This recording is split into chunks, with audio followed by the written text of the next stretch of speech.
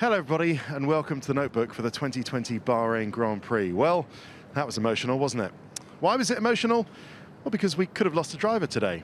A driver could have died. Romain Grosjean could have died today. That's why it was such a shocking accident that saw the beginning of the Bahrain Grand Prix, and it was such a incredibly thankful paddock that welcomed Romain Grosjean getting out of there with only light burns. We're not even sure if he had any rib damage, which was the one of the early reports of his injuries.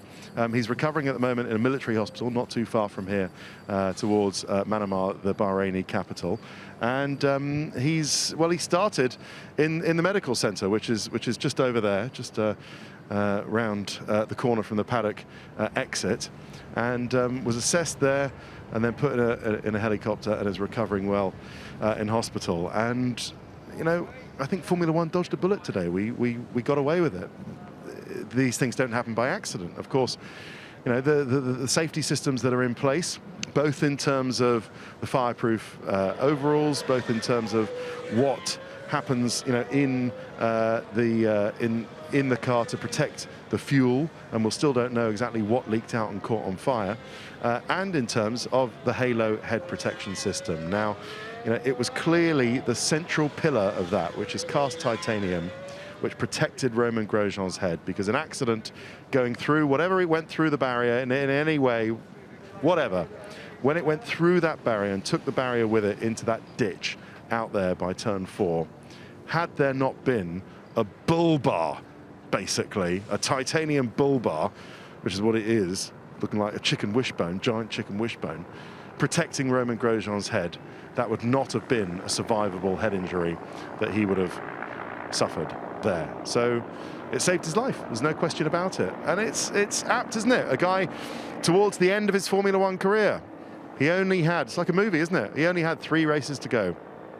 And so glad that a titanium bull bar has saved Romain Grosjean's life today.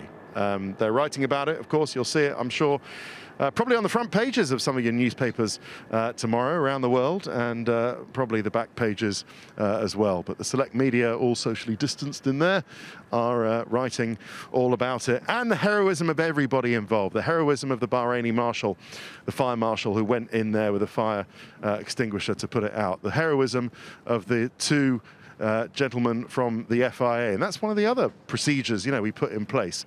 We had this medical car that follows the field off very quickly afterwards, just to check up and pick up any incidents like this, and that there was a fire extinguisher in the car.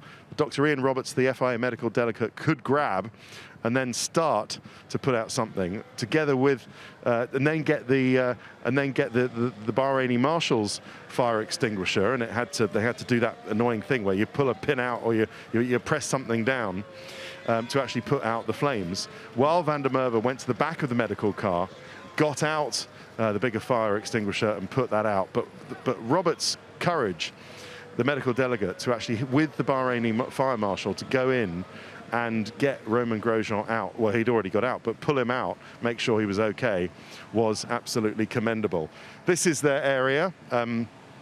They're in there somewhere, and they've been debriefing Roberts and Van der Merwe with their FIA colleagues and with a lot of sporting directors from other teams. I saw Laurent Mekies, who's the sort of standby Ferrari team principal, but now that Mattia Binotto isn't at this race, in there. He used to work for the FIA, so knows them very well, and is going to talk about what they're going to change in the future to make sure this kind of thing doesn't happen. And that's what happens in F1 accidents. They try and cut off that thing. You know, accidents will always happen, but they try and cut off that thing from happening again. And, you know, would it have changed? Would it have been different with a solid concrete wall there? Maybe. What would have happened if there was a safer barrier or a Tech Pro barrier? I think that's probably what would have achieved the best outcome, if there was a different kind of barrier there that would have meant, even at that straight-in angle, or just only off the side in an angle, that there would have been a better outcome for Romain Grosjean without the fire. But when you consider that the fuel tank, it's quite tight on fuel here, so it would have been between 98 and 100 kilos of fuel. It would have been absolutely fat with fuel. It's like when you know, explode a bottle of pop. You know, that thing is ready to burst.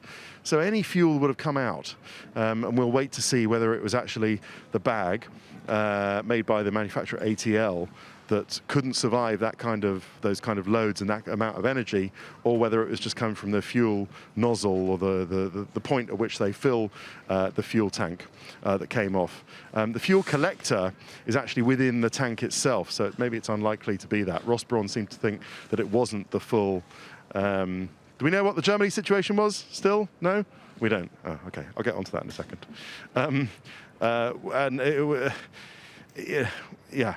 Whether it was a significant leak of fuel or whatever. Anyway, we will learn. And it's great that Romain Grosjean is essentially okay, but we will see what happens with that Haas seat. Right, let's get on with it, because it was an eventful Grand Prix and won by Lewis Hamilton. Surprise, surprise, having been on pole position. They've got the little laurel wreaths on the right-hand side of the garage, because it was very, very solid work from Lewis on a very difficult day when all the drivers had to get their heads back together after having seen the Romain Grosjean fire and the accident. And that was not difficult. You would have heard in the main program Daniel Ricciardo thinking that it was disrespectful to keep playing all those replays. Well, you might have your own view on that. If he's essentially okay, it's nothing that F1 hasn't ever done before. But I wonder how many drivers were spooked by that, coming to terms with the fact that it's so easy to come away. You know, they think these cars are safe, don't they? And they are safe. But you know, had it not been for the halo, etc., etc., etc., Romain Grosjean might not be living to tell the tale. So I think there were a few of them who were spooked in the pit lane on the red flag, waiting for it to get under. Away again. Lewis Hamilton went to his area in the Mercedes motorhome just up here and got his head together, and only came back after the 10-minute warning was given. But he was untroubled by Max Verstappen, Lewis Hamilton throughout the whole Grand Prix, really. He pitted first to avoid any Red Bull chicanery trying to undercut, whereas Verstappen felt that they should have undercut, but it got to lap 20, and Lewis thought, well, his engineers thought, well, we'll go first, and then reacted to Max's second stop to retain the lead and keep it to the end. So untroubled, but physically a very difficult race as well. Is Kimi Räikkönen coming towards us? He had a slightly strange race, but we'll get onto that in a second. Valtteri Bottas, 8th. Terrible start for Valtteri Bottas, but he got repositioned for the second start and then started P4, but then picked up a front left puncture on some debris that was still around, they think, for the Haas. And at the end of the race, well, I mean, after that, he sort of, you know, trudged around as best he could and finished P8. So that's good points for Valtteri Bottas. After the race, his engineer, Ricky Mosconi, said to Valtteri, "Okay, Valtteri, we've got the tyre, we've got the piece of debris that's still in there. You can add it to your bits of debris that have ruined my race." Bits of debris, what have ruined my race? Collection. With that bit of debris, with of course the other one with a bit of Ferrari that ruined his race in a previous race. Was it Imola? I think it was. There is Sebastian, I think, just going to debrief or leaving. By the way, it's Sebastian Vettel, all one word, .de for the helmet. I'm not sure if it's sebastianvettel.com as well. sebastianvettel.de.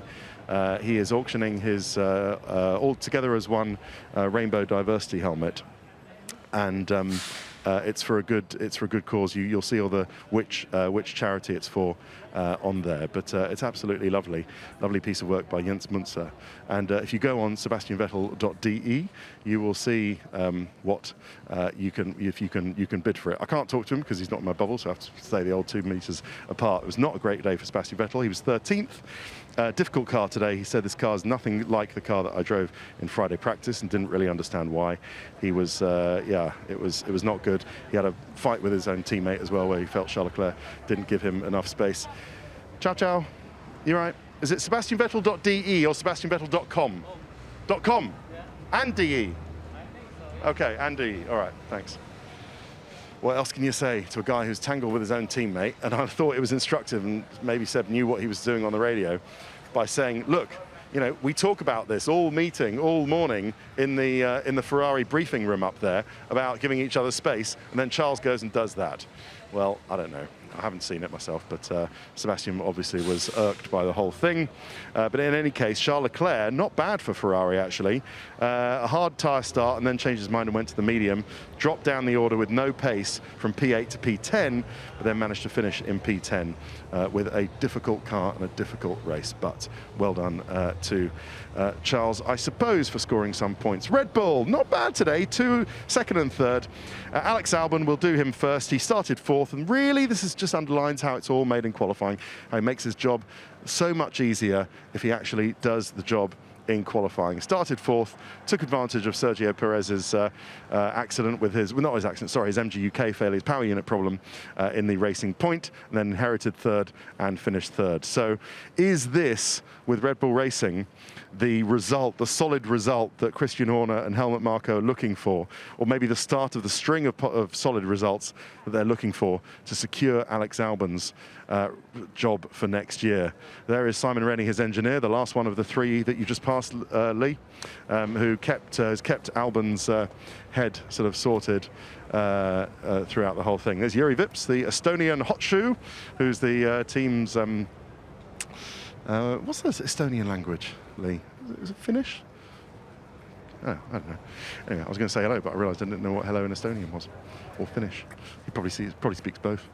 So yeah, it was. Well, could it have been Checo Perez's DNF that secures Alex Albon his drive for next year, given that Checo, which would be ironic because Checo Perez is the other one in the frame. We will see. But anyway, Max Verstappen reacted to Lewis Hamilton. His stop early on lap 20. Was a bit disappointed they didn't pull the trigger first and try the undercut. Held P2. They couldn't really do anything. They were clearly quicker than Verstappen, but not really as quick as Lewis Hamilton. Tried undercutting it in the second stop. Tried the earlier stop second time round, but then they had a slow pit stop, which was unlike the Red Bull guys. But they got P2, and that is the first time, the first podium that Max Verstappen has had in 3 races, which kind of underlines the bad luck that he's had recently. So that's good to get to the podium, he said, after 3 races away. Now, do we find a happy McLaren camp? Well, we should, because they got a lot of points today and did themselves a lot of good. And just to recap what I was cheekily asking Charlotte, the press officer here at McLaren, what the Germany situation is, we don't know, and I don't know what the Germany situation is, and I've got to ask, yes, sorry, Charlotte, I've got to ask Will Joseph, I think, because he told Lando Norris that we're in the Germany situation. But where's some light that I can see? There you go, Lee.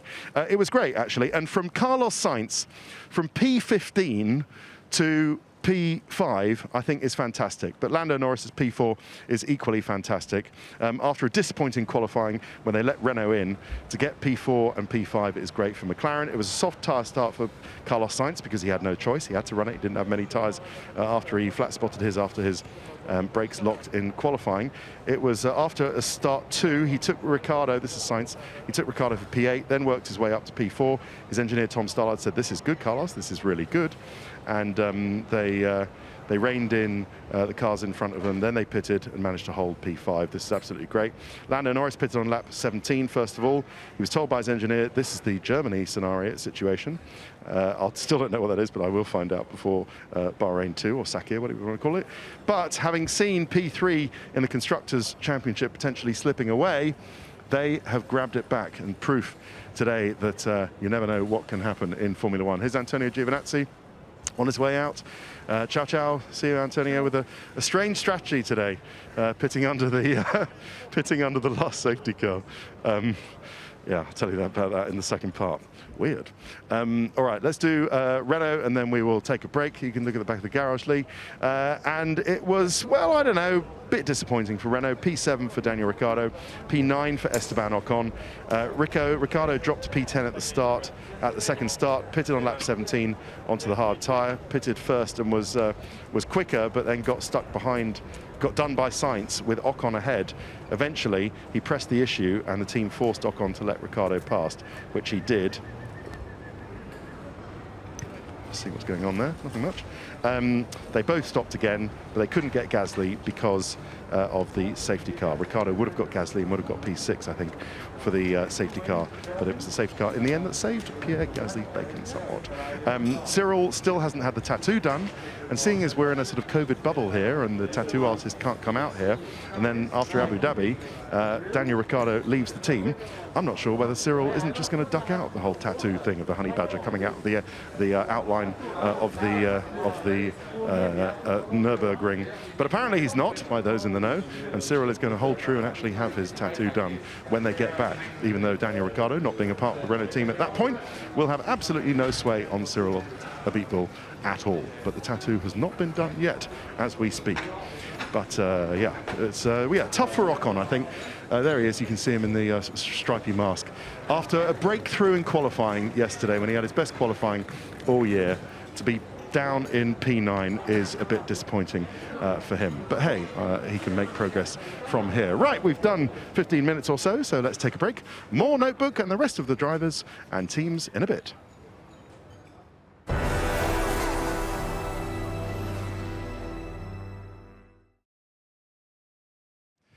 Hiya, welcome back to the Notebook for the 2020 Bahrain Grand Prix. Isn't it pretty, eh? Ooh, lights. Ooh, weren't those fireworks lovely afterwards? Ooh, ah.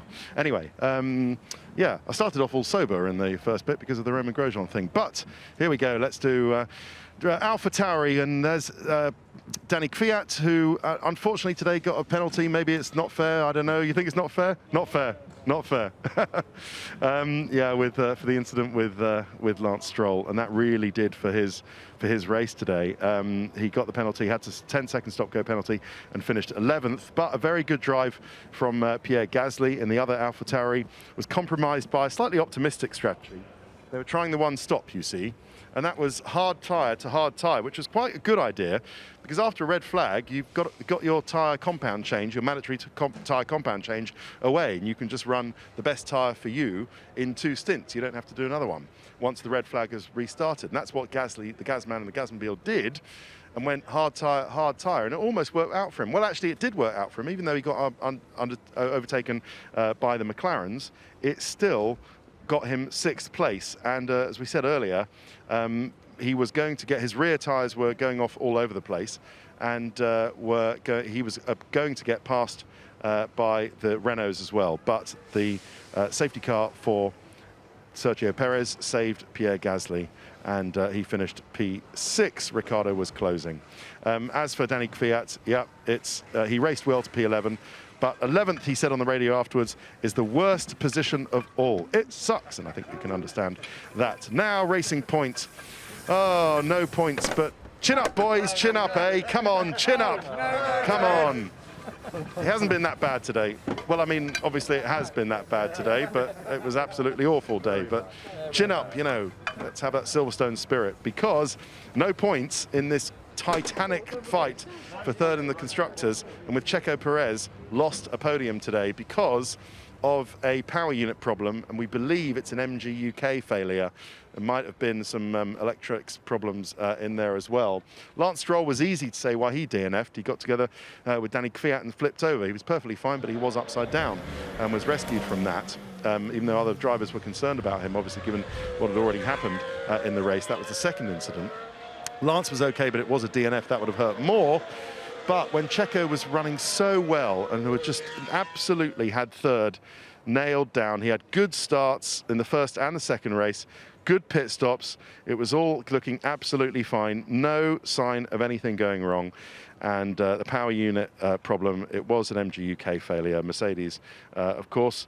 And he was classified P18, but that is still no points. And they've got 2 more races to try and get what they feel they deserve, try and get that 3rd position in the Constructors, and we'll see if they can do that. But it was not a good day for them at all. Alfa Romeo Sauber, it wasn't a good day for them either, and you would have seen Antonio Giovinazzi a bit early on, and the issue there is that he pitted, he was boxed from the last safety car when he was 16th, and then that dropped down, sorry, 15th, and that dropped him down to 16th, which was a bit odd. I don't know what the thinking was. Maybe everybody thought it was going to be a short safety car, and it was better to give him fresh tyres. That did mean that Kimi Räikkönen went up into 15th. He didn't pit under the last safety car. So he was 15th, even though Kimi Räikkönen had a very compromised Grand Prix because he had an off somewhere and lost some bits of bodywork and lost 10 points of downforce, apparently, on his car. So that explains why Kimi was slow today. But they were both outraced by the Williams down here. We'll talk about Williams in a second. We might as well do Haas. Do you know what? Why don't you go down to Williams? We'll do Williams today, first of all, then we'll finish with Haas, shall we, given the situation. Off you go, Lee. So yeah, they were outraced by Williams, and it was a good race actually from Williams today.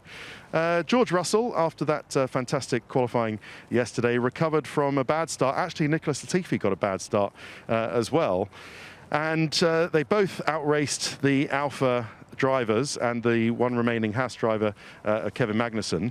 And George Russell actually beat Sebastian Vettel today. So that was very good. And Nicholas Latifi came home in 14th place. But 12th and 14th, no points, but they've got 2 more races to try. And what's in the box? That's in the box. Good. To try and get some points because they're still yet to score. Actually, if you didn't see what I did in the qualifying notebook yesterday, Simon Roberts, the interim or standby team manager, team principal at Williams, said yesterday, I hadn't realised how affected they'd been by COVID, some of the mechanics going down with the dreaded virus, and the people around them having to quarantine at home. As Roberts said, that there were 24 team personnel in the Williams garage at the last race in Istanbul who hadn't worked on this car before in a race weekend. Sure, they'd worked on it in the factory, and they had to be flown out to actually work on the car. So I had absolutely no idea that it was that bad. 24 people. So all credit to all those mechanics at Williams, and hopefully the people who were affected by the virus have got better, made a recovery. Because that was, one of the teams, of course, one of the many teams who've been affected by the virus, even though Formula One has done an amazing job of getting itself sorted and 17 races almost done in this virus COVID-affected 2020 season. And we finish with Haas F1. I think it's appropriate because it was a horrible race all round. Tell you what happened. You already know what happened to Romain Grosjean. We'll finish off in a second with him, but I'll tell you what happened with Kevin Magnussen. It was 17th place, and he lost his front wing at the start and had to pit for a new front wing straight away. Did a couple of stops after that and just brought the car home steadily after that for P17, but had to do a lot of lift and coasting because the car was overheating. Maybe some damage to some of the radiators or some bits in the cooling ducts. But yeah, let's finish off with a thought for the team about Romain Grosjean. So it was really spooky when I went up to that area, to the crash site at just turn 3, and just to see the energy that had been absorbed by that barrier, and it was very sobering thinking that could have been a place where a driver lost his life. And of course, so glad that it wasn't. They actually had to take the battery. The battery was up there in a sort of immersion tank, because there was damage to the lithium-ion batteries, of course, part of the energy recovery system. The team had to make sure that was okay. So as far as I know, there are still some team members up there just making sure that is all okay. What do they do next? I don't know. It seems that if he hasn't got any broken bones or broken ribs, it's not inconceivable. Romain Grosjean could be back for next week's Sakir Grand Prix, or even the week after's Abu Dhabi Grand Prix. But in any case, they do have Pietro Fittipaldi, who's their reserve driver, who's been their reserve driver all year. He's been around the place doing media duties and hanging out and learning about the team. So if you have a reserve driver, you might as well use him at some point. Or will they choose one of the the F2 drivers we think are coming to the race, to the team next year, Nikita Mazepin or Mick Schumacher? Will those drivers not want to finish their own series? You would have thought Mick Schumacher would want to secure the F2 title, but we will see. And there you see, look, I think they're having a well-deserved sit back at Haas, because it's been a very, very emotional and trying day. So that is it from all of us here. I hope you enjoyed the race. It is the Sakir Grand Prix next in just 7 days. But our thoughts tonight are with Romain Grosjean and his family. Bon courage, Romain. Get well soon. Bye-bye. Sky Sports. Feel it all.